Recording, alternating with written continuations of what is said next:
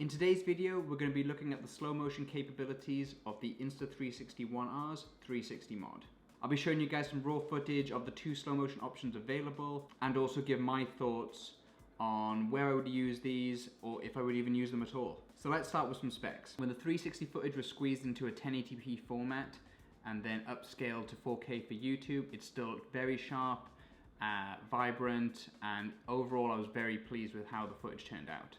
As I also mentioned in my last video, there are two other options that can be used when recording. Something that is a little strange about the frame rates of this camera is that they don't divide naturally into a 30p timeline. They seem to be designed for a more cinematic 24p timeline, even though there is currently no option to record in 24 frames a second. So let's look at the first mode. We've got 4K 50 frames per second. On a 30p timeline, this gives you the option to slow down to roughly 60%. That 4K image is then squashed down to something that sort of resembles 1080p-ish when using the standard field of view. Here's 8 tricks that are filmed at 4K 50 frames per second and slowed down to 60%.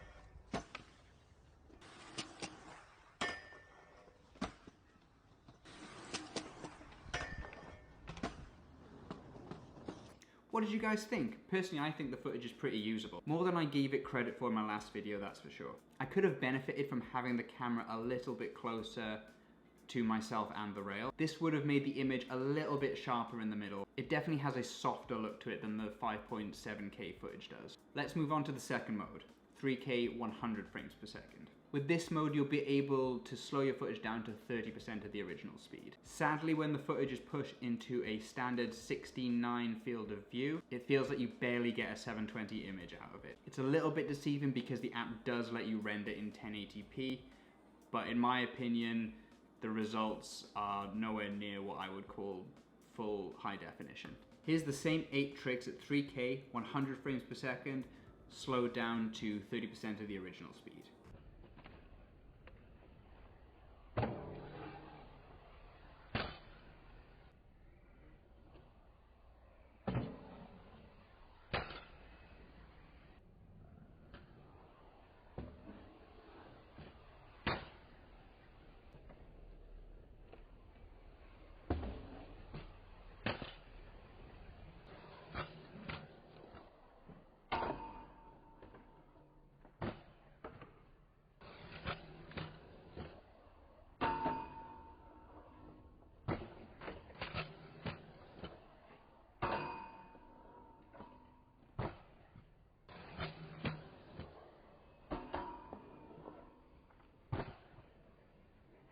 Interested as to what everyone thinks of this mode. For me, the image is way too soft to use in a YouTube video, even though I'm going to be using it in this one. I would probably reserve these kind of clips for a lower resolution platform such as Instagram or TikTok. If you're using either mode for Tiny Planet or over capture, then the resolutions are both pretty usable. Here's 2 quick Tiny Planet clips in both resolutions and both frame rates.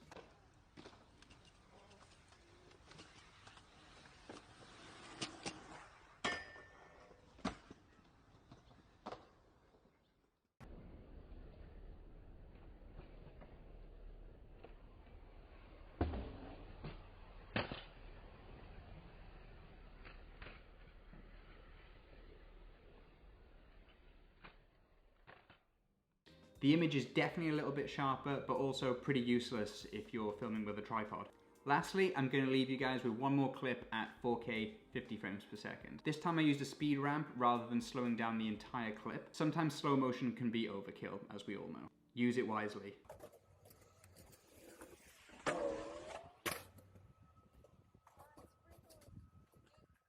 I hope this video has been beneficial for those considering buying this camera.